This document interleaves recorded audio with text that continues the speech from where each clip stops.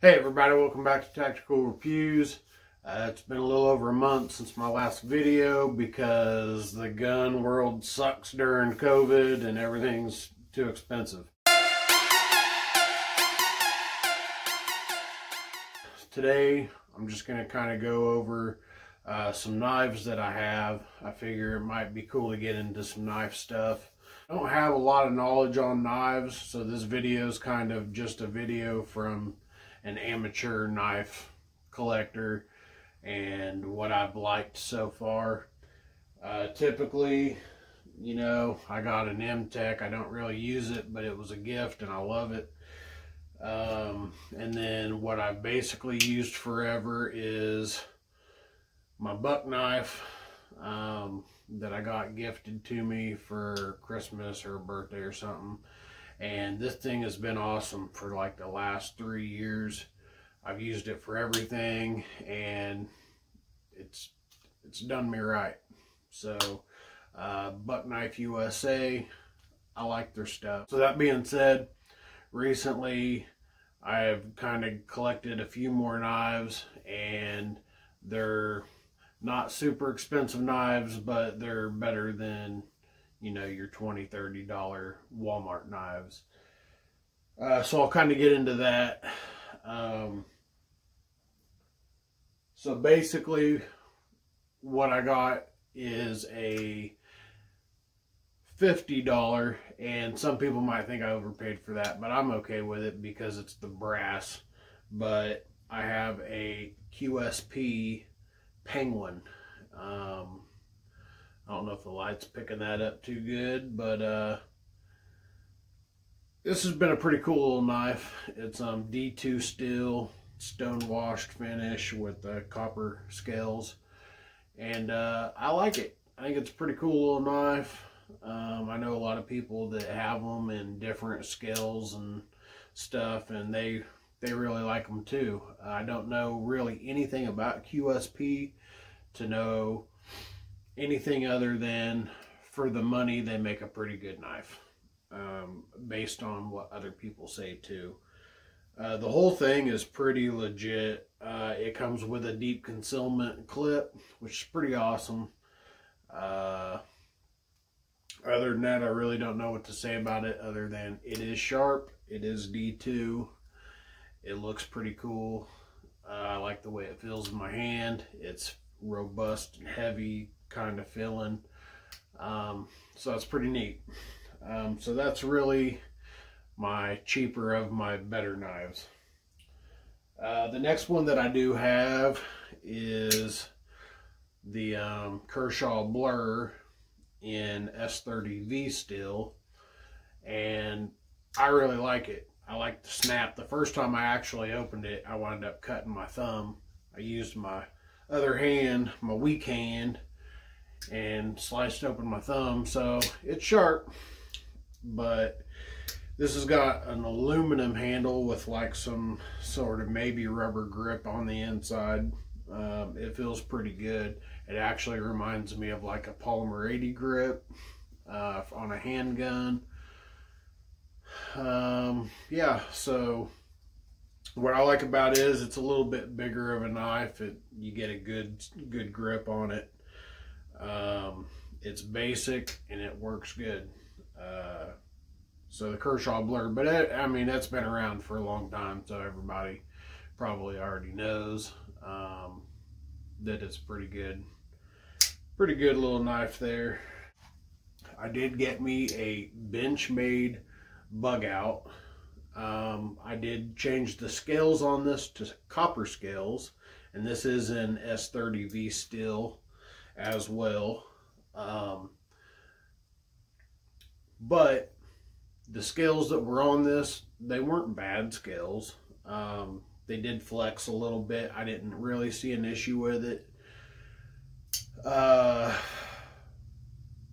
And that was really the only complaint that I really have with it, other than the clip is kind of rough. Like when you go to put it in your pants, you got to kind of give it a little bit of tension to it to pop it down in there. All the other ones I can just slide right onto my pant pocket and it goes no problem. But anyways, so for the bug out, I kind of see it more like a bug out bag kind of knife. Maybe that's just because of the name.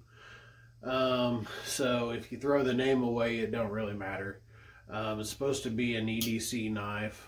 And being lightweight, when I had it in my pocket, I couldn't even remember that I had it because it was so lightweight. So in that aspect, it was really good. But I like knives that have a little bit of weight, a little bit of robust feel to it. That way I know I got it. I don't feel like it's going to break in my hand or anything like that. So I got the copper scales for it, and it's made me like this knife way more than what it did with the plastic. Is it good with the plastic scales? I think it's pretty good. The axis switch or whatever is pretty neat.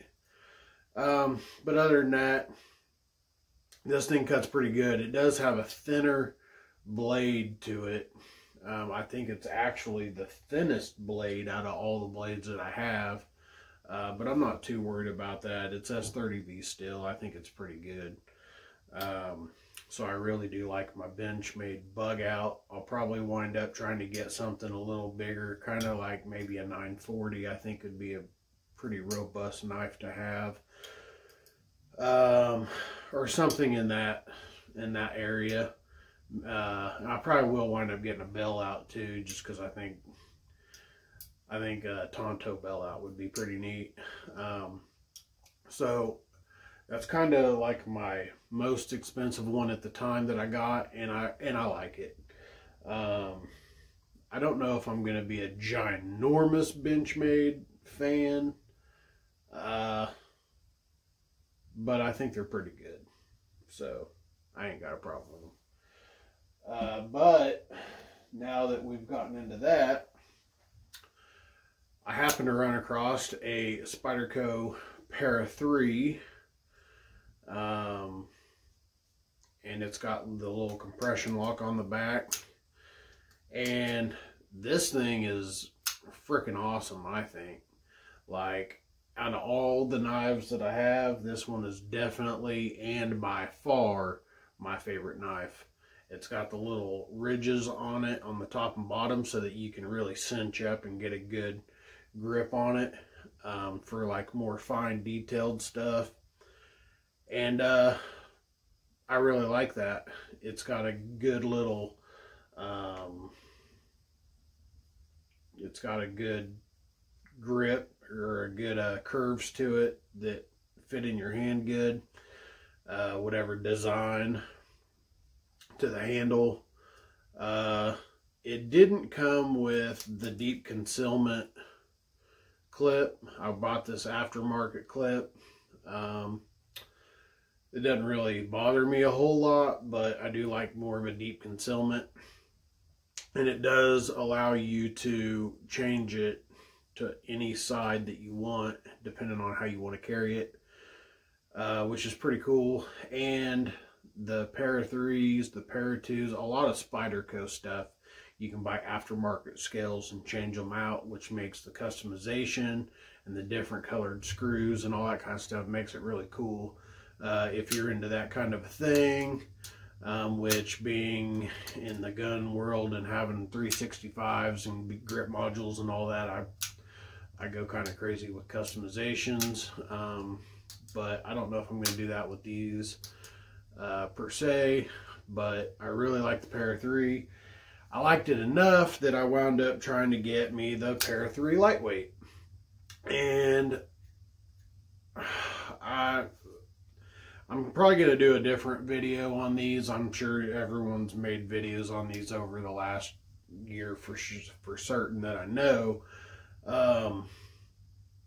So it's not going to be probably much different than any other YouTube video review on comparing these two, but they're virtually the same knife, a little bit different steel. This is the S30V steel. This is BD1N steel. I haven't really noticed a whole lot of difference, but I haven't gotten too crazy into cutting things with it to worry about it too much. This has got the plastic scales on it. I don't know that it's reversible or interchangeable with other scales, but it is weighing less than this by I think about an ounce, which personally I don't have an issue with it, but like I said, I tend to like more robust knives, so I do kind of favor my Para 3 over my lightweight. I feel like if you already own a Para 3, there's no need to get the lightweight. I don't think an ounce off of it is, I don't think there's enough feature changes to merit getting it. But if you don't have one and you want one, the lightweight, and you don't have a Para 3, the lightweight would probably do pretty good, considering it's a little bit cheaper in price, I believe. But it does come with a deep concealment wire clip. Some people don't like it, some people do. But anyways, I have both of those, and I do like them both. And then recently, as of yesterday actually, I got the Manix 2, which to me is what the Bugout knife should be as far as a folder. This thing is comparatively a lot bigger than the Para 3, and it feels way more robust in the hand than the Para 3, and you still get all that nice good cinching up ridges and all that kind of stuff. It feels good up there, it feels good back here. The little axis lock thing right there, I'm not a super huge fan of it on here. It's like a little plastic pieces. It does what it's supposed to, so I'm not going to complain about it. Other than that, that's pretty much what my collection is right now. But I will say that out of all of them, Spyderco is by far my favorite. I honestly, when I first got into knives, I thought Spyderco looked like a gas station $5 knife, until I got them. So I can't say enough good stuff about them. I think the people that make them are pretty smart. The ones made in US, they make some cheaper ones in China. I think the Birds and the I forget what they're called, but there's a bunch of Spydercos I really wouldn't mind having, like the Native 5 and the I think a Delica is made in China, I'm not sure.